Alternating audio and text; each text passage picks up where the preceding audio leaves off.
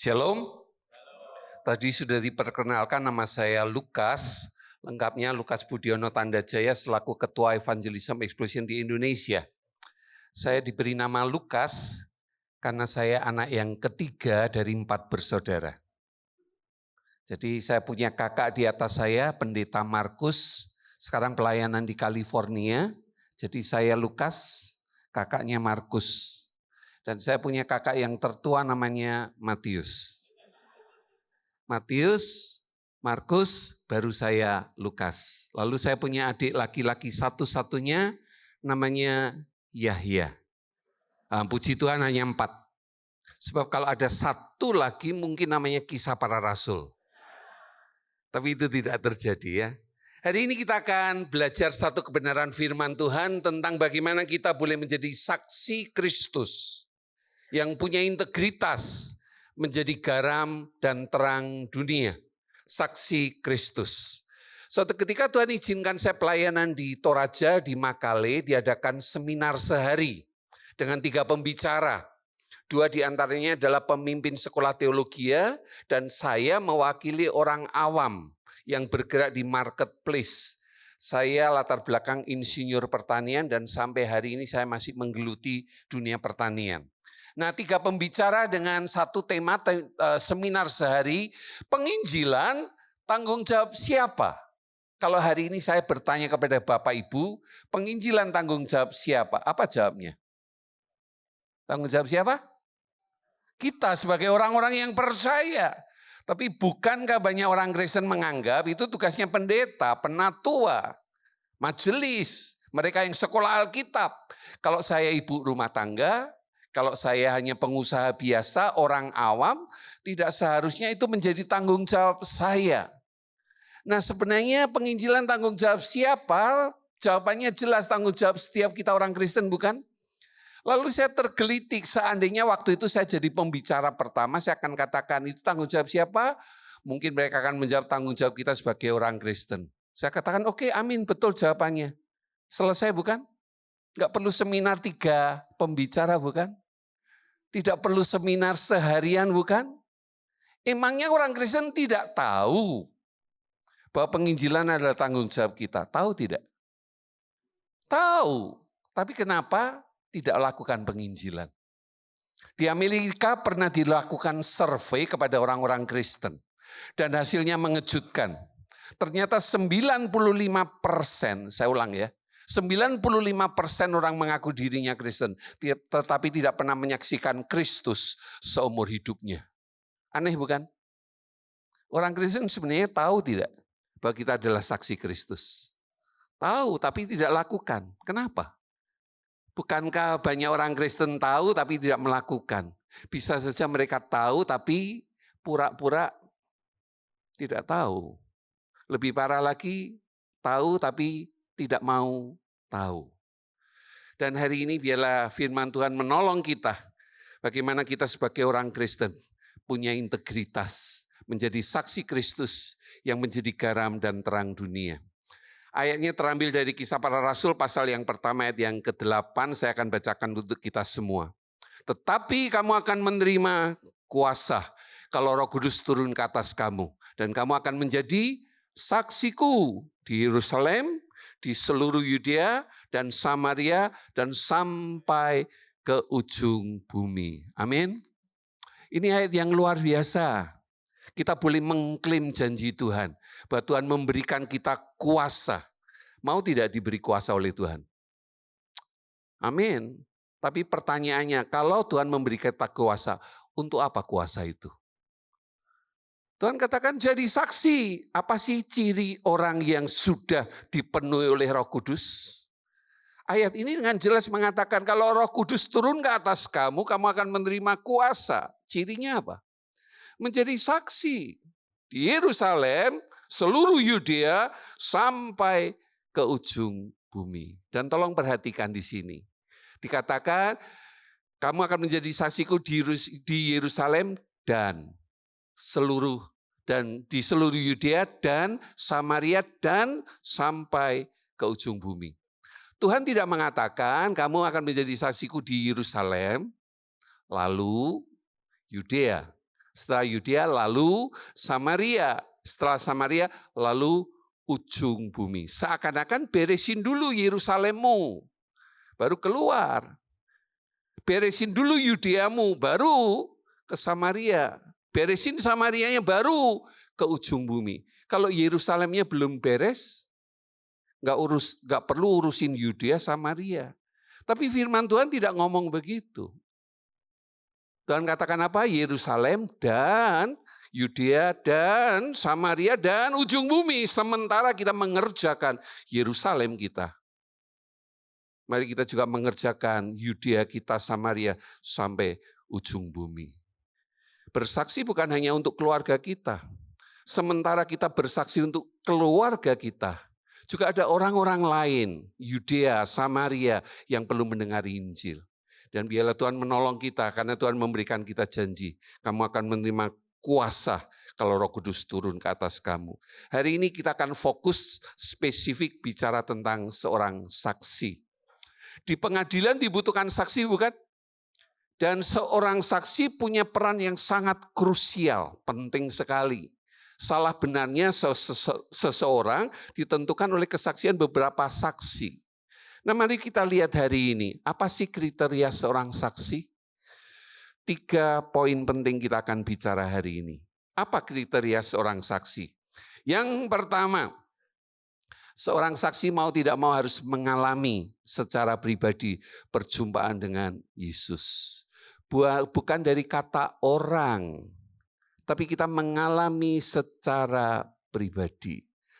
Langsung saja satu contoh ayat firman Tuhan di dalam Yohanes pasal yang keempat. Ini kisah tentang perempuan Samaria yang akhirnya berjumpa dengan Kristus. Orang ini bukan wanita baik-baik, karena Alkitab mencatat dia punya 5 suami, tapi sekarang dia tinggal dengan orang lain yang bukan suaminya, orang yang ke-6. Dan masa lalunya buruk, itu sengaja dia datang siang hari tatkala suasana sumur sudah sepi, dia tidak kepingin ketemu dengan banyak orang, dia hadir di situ. Dan ada Yesus di situ.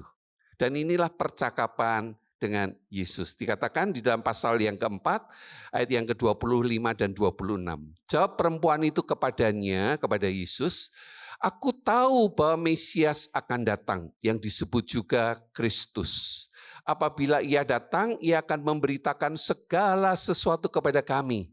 Kata Yesus kepadanya, "Akulah dia yang sedang berkata-kata dengan engkau." Perempuan ini memang latar belakangnya bukan wanita baik-baik. Tapi dia orang yang beribadah. Dia menantikan Mesias. Dia menyembah Allah di Gunung Gerizim.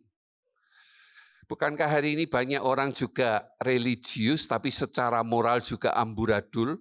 Dan itu bisa saja terjadi, banyak orang bergereja, rajin ke gereja, tapi kehidupan moralnya tidak karu-karuan. Tapi bukankah ini sesuatu yang luar biasa? Perempuan ini beribadah, tapi tanpa perubahan hidup. Kenapa? Karena belum secara pribadi berjumpa dengan Sang Mesias itu.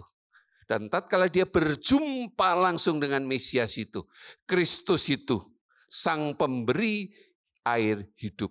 Tuhan mengubahkan dia, bukan?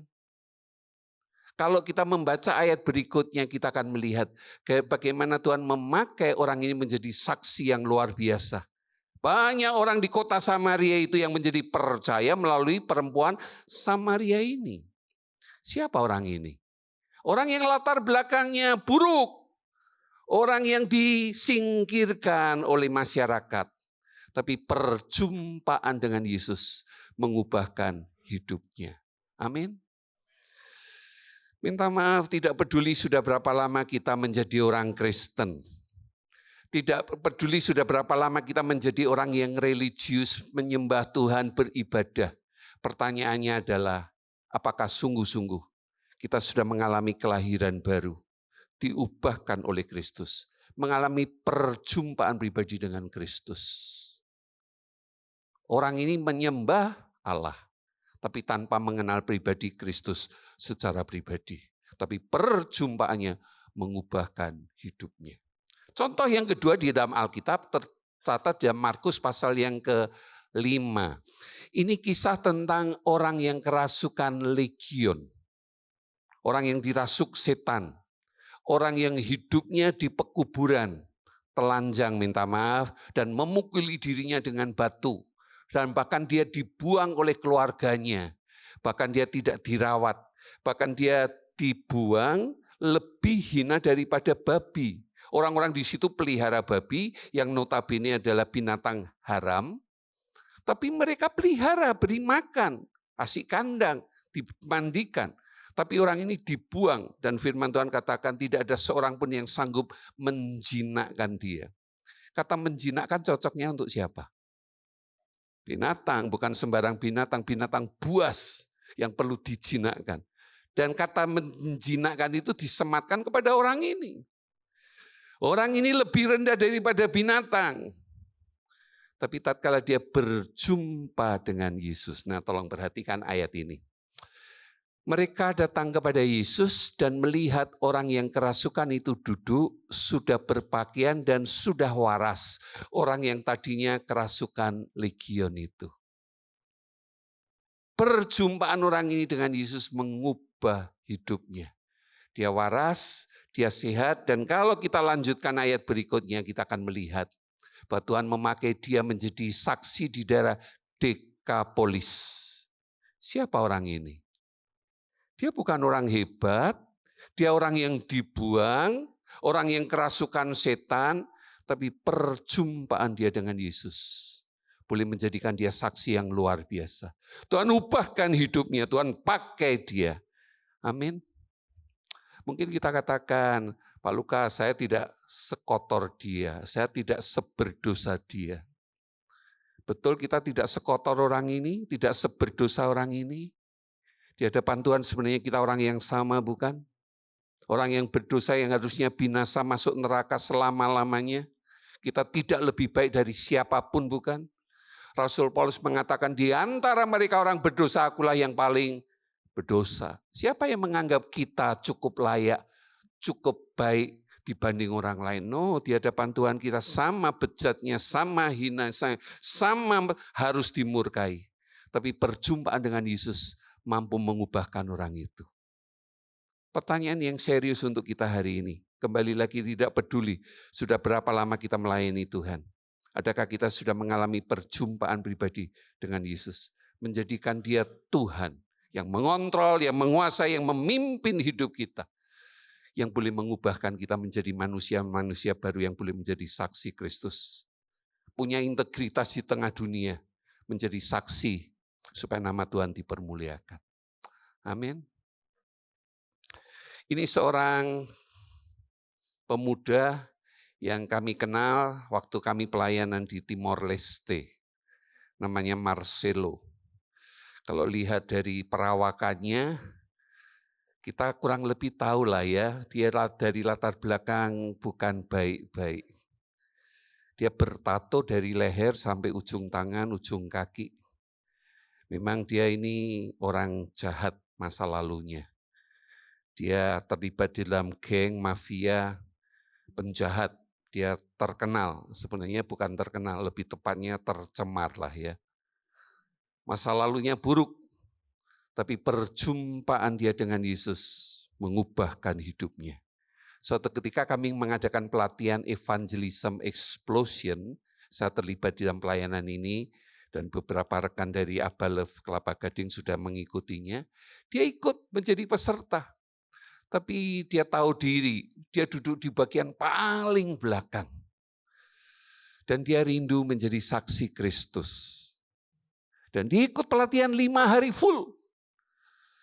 Dan karena kita 5 hari bertemu, kita akrab, lalu saya ngobrol dengan dia. Marcelo, saya katakan kamu jelek sekali, minta maaf.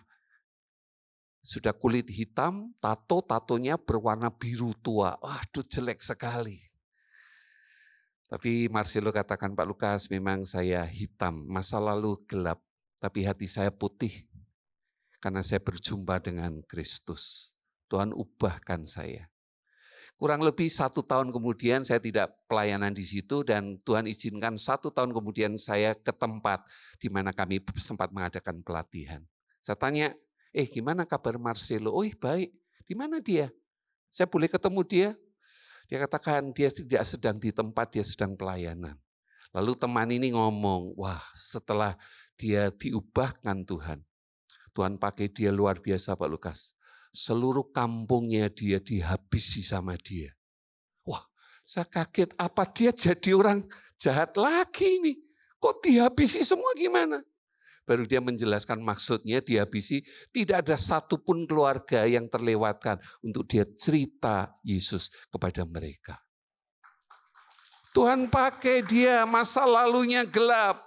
Tapi perjumpaan dia dengan Yesus, mengalami secara pribadi, itu yang mengubahkan hidupnya. Tuhan bisa pakai siapa saja, dengan latar belakang segelap apapun. Perjumpaan kita dengan Yesus boleh mengubahkan kita. Kualifikasi seorang saksi bukan ditentukan oleh apa latar belakangnya, apa pendidikannya, dan apa status sosialnya. Tetapi apakah dia mengalami secara pribadi perjumpaan dengan Yesus. Amin. Hari ini Tuhan juga mau pakai setiap kita. Siapapun kita, latar belakang apapun kita. Tuhan mau pakai kita. Tuhan bisa pakai kita. Pertanyaannya, mau tidak kita dipakai oleh Tuhan? Kriteria kualifikasi yang pertama dan yang terutama apa? Mengalami secara pribadi perjumpaan dengan Kristus. Yang kedua, bukan hanya mengalami, harus memperkatakan, ngomong. Di pengadilan dibutuhkan saksi, saksi harus ngomong tidak? Cerita bukan? Sekalipun dia melihat kejadiannya, tapi kalau dia tutup mulut, dia tidak mau cerita, dia bisa jadi saksi tidak? Tidak bisa. Harus ngomong. Waktu dia cerita ada risikonya enggak? Bisa saja beberapa kasus, kalau dia menjadi saksi, risikonya bisa taruhannya nyawa. Tatkala kita menjadi saksi Kristus, menyaksikan Yesus, ada risikonya enggak? Berani enggak kita ambil risiko? Atau lebih baik kita tutup mulut? Sudahlah, diem saja, enggak usah ngomong. Seorang saksi dia mengalami dan harus memperkatakan apa yang dia alami. Tatkala kita mengalami Yesus, itulah yang harus kita ceritakan, sekalipun bisa saja ada risikonya. Kembali lagi ke perempuan Samaria tadi. Dikatakan dalam Yohanes pasal 4 ayat ke-39. Dan banyak orang Samaria dari kota itu telah menjadi percaya kepadanya. Karena apa? Tolong perhatikan. Perkataan perempuan itu. Perempuan itu ngomong, cerita. Mungkin awalnya dia malu ketemu orang. Dia sembunyi, dia sengaja cari waktu yang sepi untuk cari air. Tapi perjumpaan dia dengan Yesus mengubah dia. Dia tidak lagi malu. Dia ketemu banyak orang dan mulai cerita. Dan itu yang membuat banyak orang menjadi percaya kepada Yesus. Seorang yang sudah mengalami kasih Kristus harusnya itu yang meluap, yang memotivasi dia untuk cerita kepada orang lain. Saya cuma membayangkan kalau kita suatu ketika tiba-tiba mendapat hadiah 5 miliar, senang tidak? Waduh, 5 miliar. Rasanya enggak bisa untuk tidak cerita, bukan? Minimal kepada orang yang kita kasih, keluarga dekat kita, saya dapat 5 miliar. Wah, senang, pasti dengan ekspresif.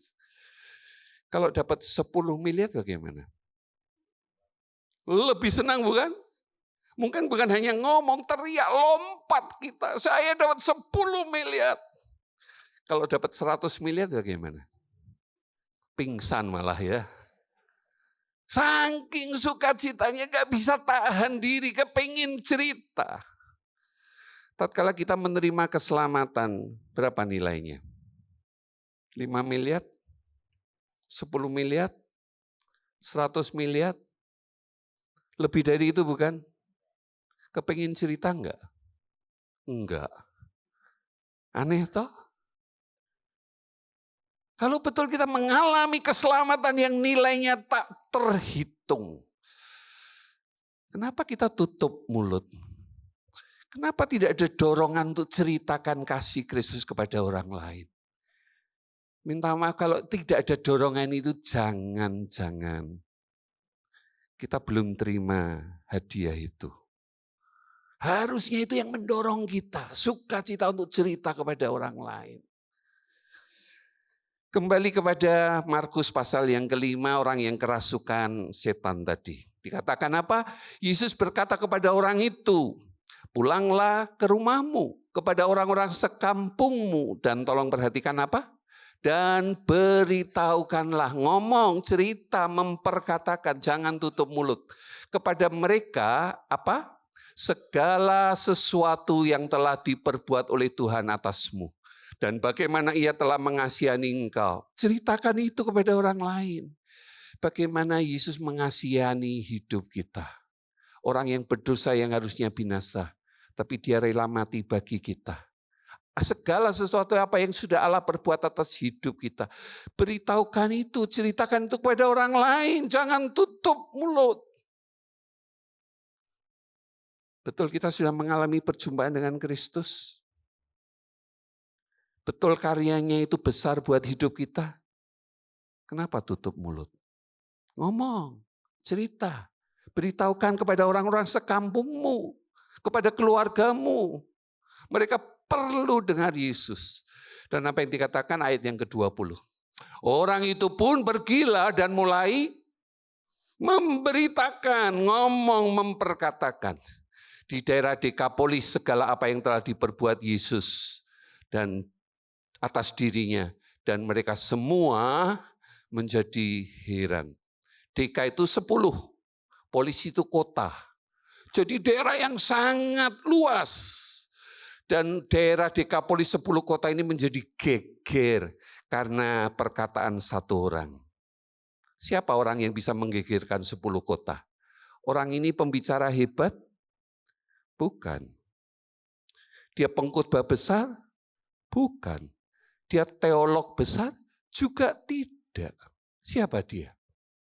Mantan orang gila bukan? Yang dibuang bukan?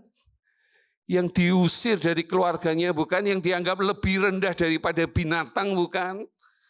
Tapi perjumpaan dia dengan Yesus mengubah dia. Dan tatkala dia memperkatakan apa yang Tuhan sudah berbuat atas hidupnya.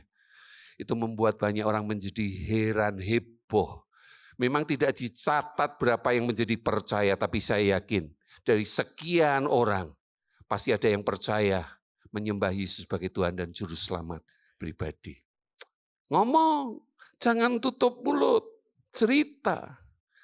Banyak orang katakan, Pak Lukas, saya nggak bisa ngomong, saya nggak berani ngomong.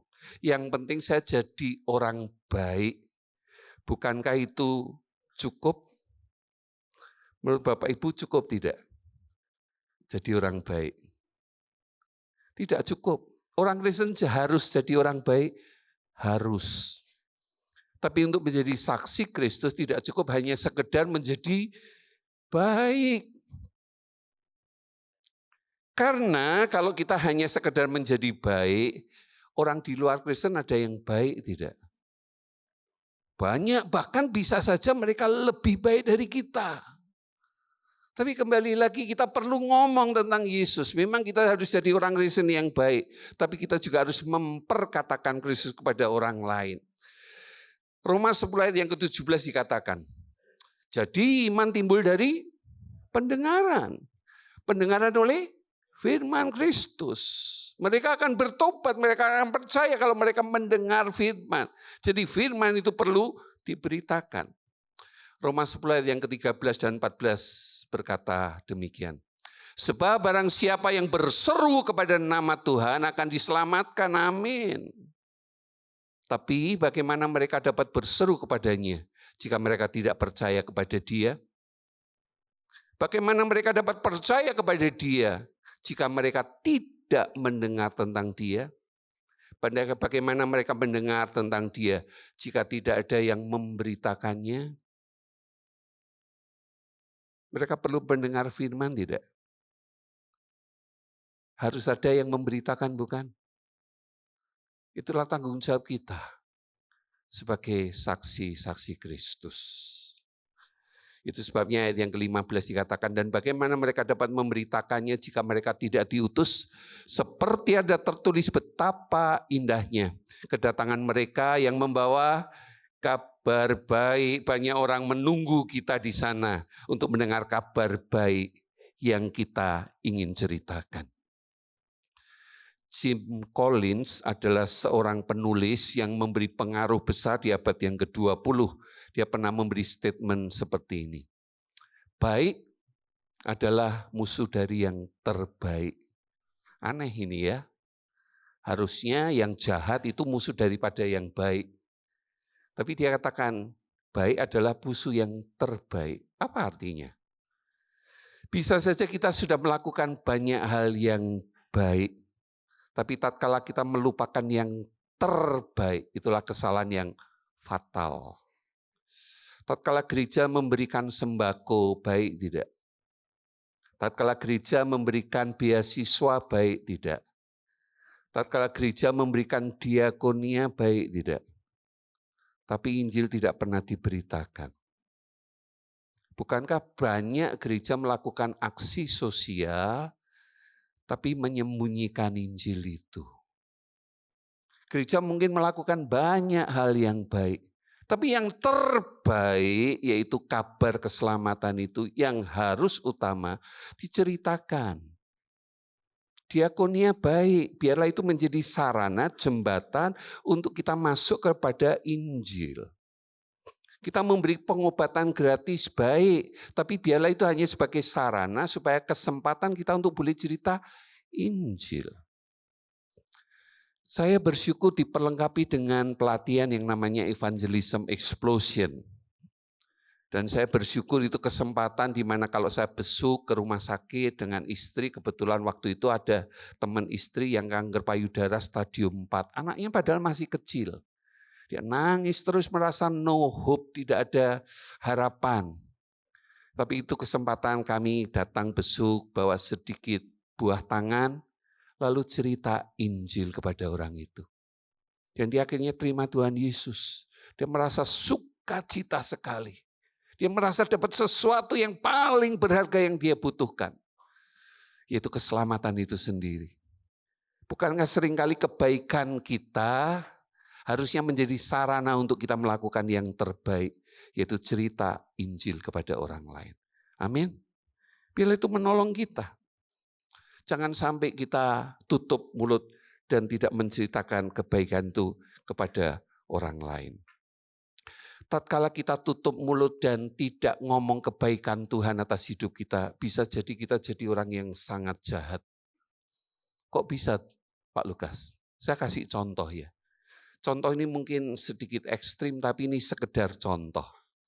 Anggap saja suatu ketika saya sakit kanker stadium 4. Setelah dokter tahu, dia katakan, aduh terlambat, kenapa baru sekarang datang? Coba datang lebih awal, kemungkinan sembuh lebih besar. Secara medis, kami angkat tangan. Dan biasanya kasus seperti ini, pasien tidak lebih dari 3 bulan umurnya. Jadi apa saran dokter? Istri saya dipanggil, sudah rawat jalan saja di rumah, ya disenang-senangkan. Toh umurnya tinggal 3 bulan. Makan apa-apa jangan dilarang, ya. Mau makan babat rawis boleh, rawon kikil enggak masalah. Jangan takut kolesterol. Toh waktunya tinggal 3 bulan. Kalau itu terjadi mungkin saya juga enggak kepengin apa-apa ya, karena tahu tinggal 3 bulan. Kebetulan teman baik, Pak Budi datang nengok. Pak Lukas sakit apa? Ini diagnosa dokter, stadium terakhir. Pak Lukas jangan khawatir, saya punya obatnya. Saya katakan, Pak, jangan PHP saya. Pemberi harapan palsu. Dokter saja angkat tangan kok.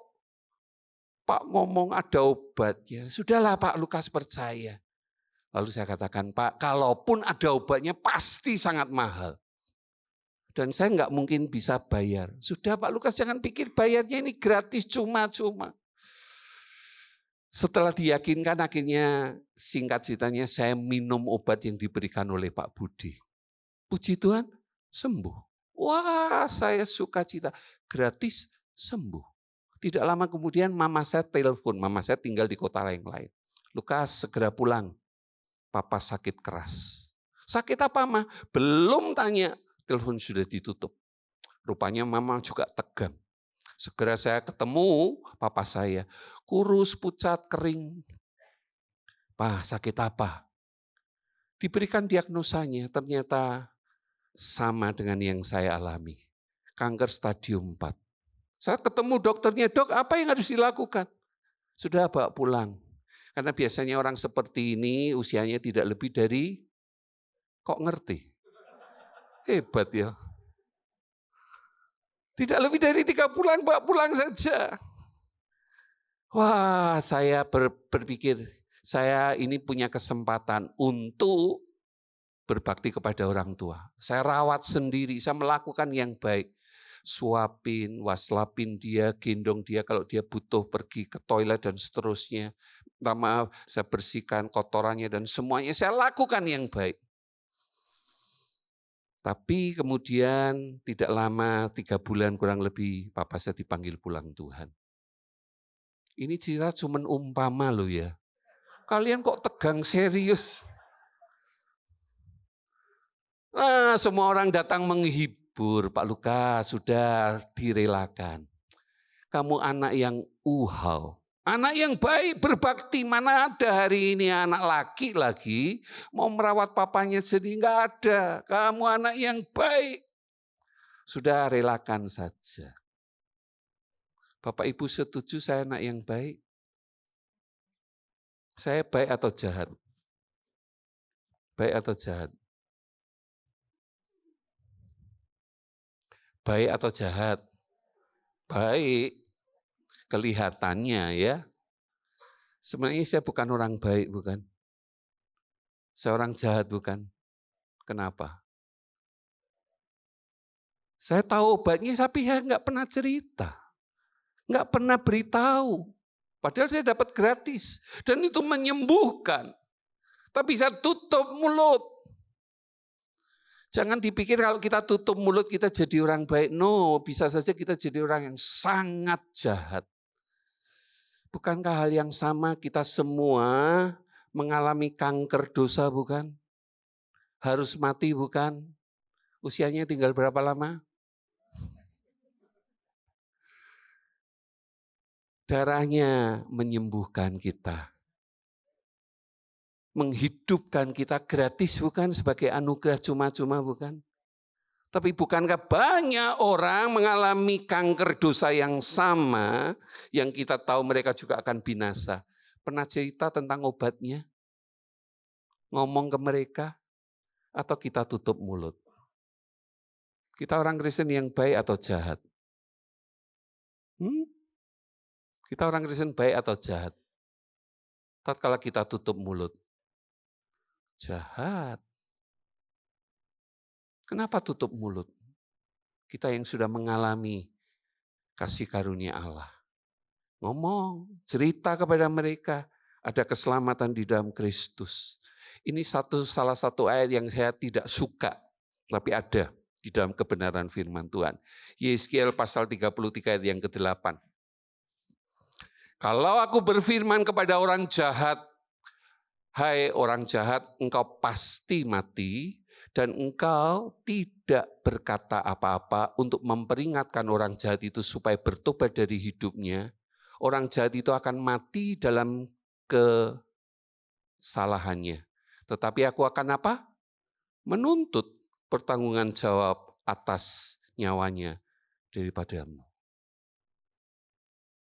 Tuhan mengingatkan setiap kita. Kita perlu mengingatkan. Lepas dari akhirnya dia bertobat atau tidak, itu urusan dia dengan Tuhan. Tapi tanggung jawab kita cerita, ngomong, mengingatkan dia. Beritakan kabar baik, Injil Kristus kepada orang itu. Ayat yang ke-9 dikatakan, tetapi jika engkau memperingatkan orang jahat itu supaya ia bertobat dari hidupnya, tetapi ia tidak mau bertobat, ia akan mati dalam kesalahannya. Tetapi engkau telah apa? Menyelamatkan nyawamu. Ngomong, banyak orang katakan, Pak Lukas, saya tidak mau ngomong Injil. Saya tahu orangnya keras. Sudah saya yakin dia pasti nggak mau bertobat. Mama saya tahun ini usia 86. Ikut pelatihan evangelism explosion sekitar usia 70-an. Ya. Dan papa saya memang sudah meninggal 14-15 tahun yang lalu, tapi bukan karena kanker yang tadi saya cerita, bukan. Dan papa saya punya banyak teman, orang-orang Buddha. Yang Buddhanya itu kolot, istilah orang Jawa itu nekek. Apa itu? Kekeh sekali ya. Pendeta datang diusir. Tapi kembali lagi mama saya datang, bersahabat, bawa rantang. Ada isinya tapi bukan kosong, ada isinya. Bawa datang bersahabat, ngobrol, cerita Injil. Sekali enggak semua tuntas, datang 2 kali, datang ketiga kali, datang yang kelima kali dia terima Tuhan Yesus. Dibaptis ke gereja. Dan Tuhan memakai mama saya mau cerita Injil kepada orang lain. Tuhan pakai siapapun dengan secara yang sederhana sekalipun. Tapi kita mau cerita Injil.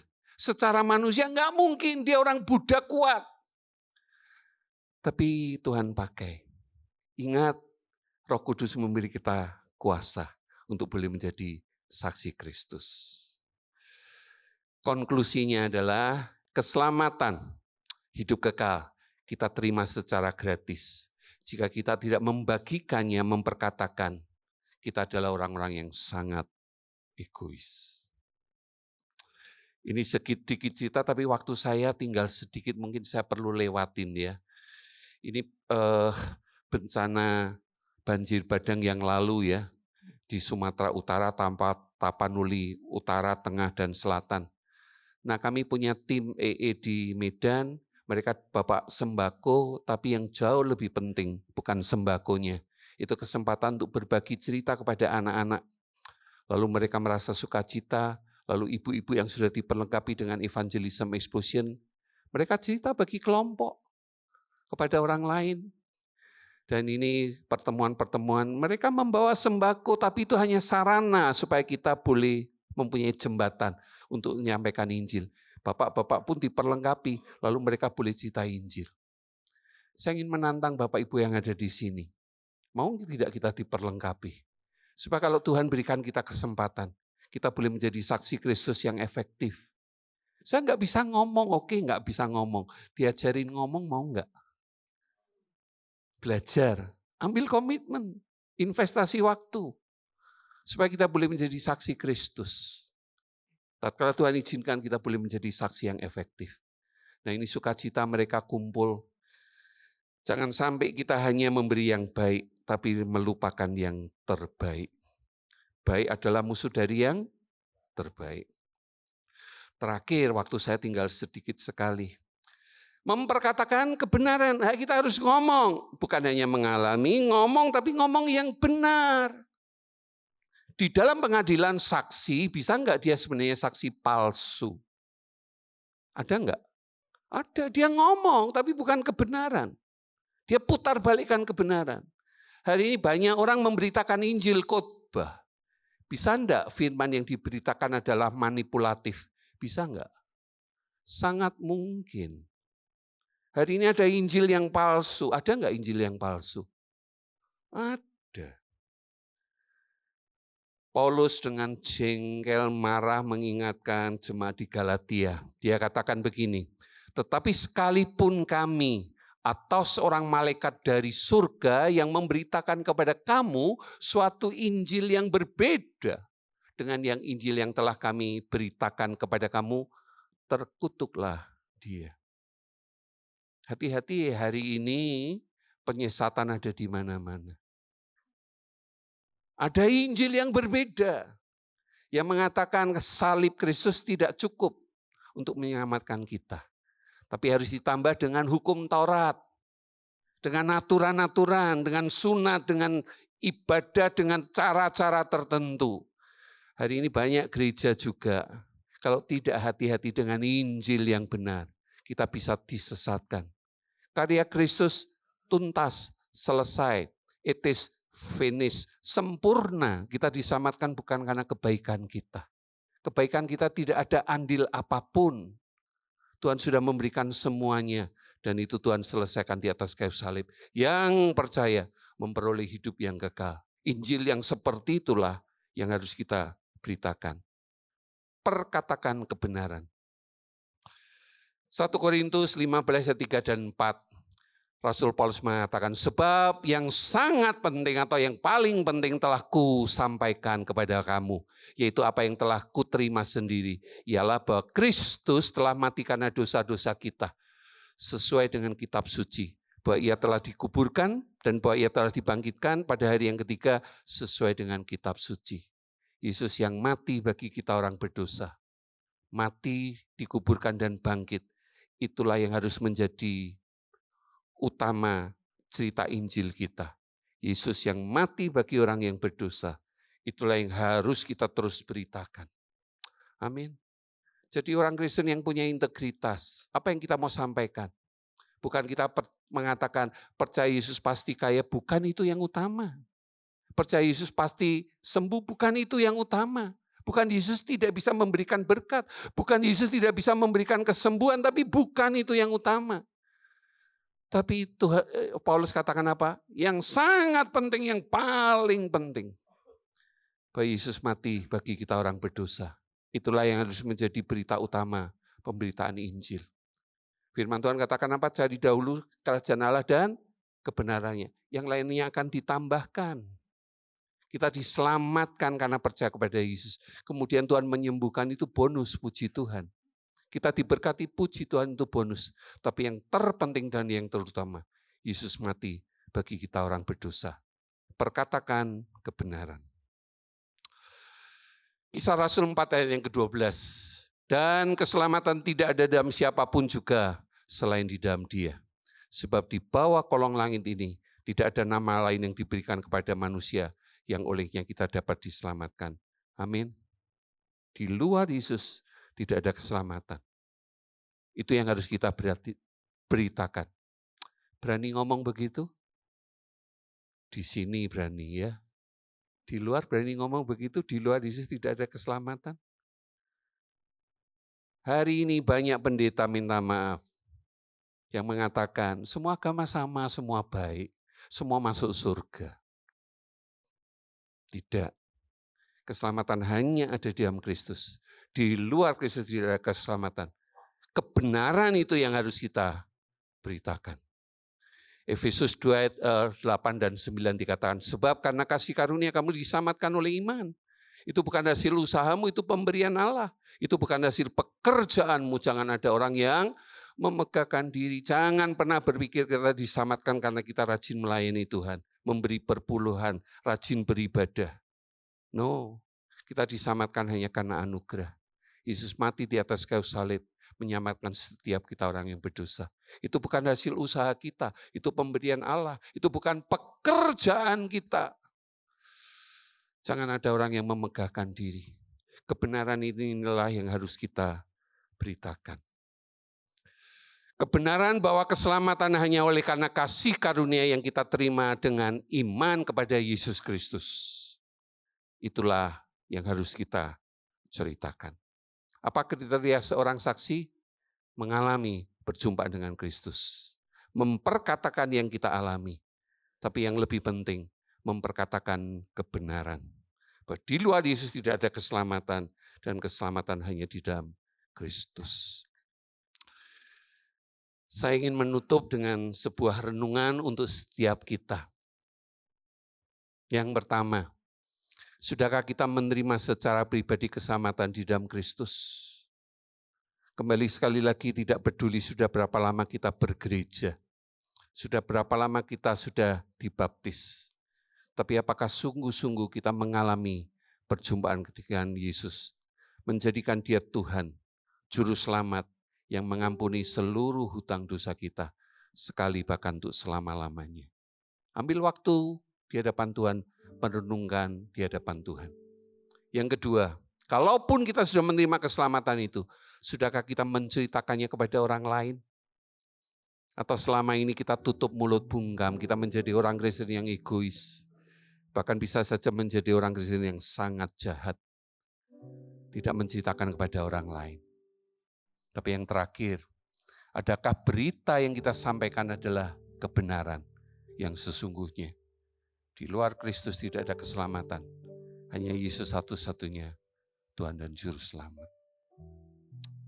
Mari kita berdoa.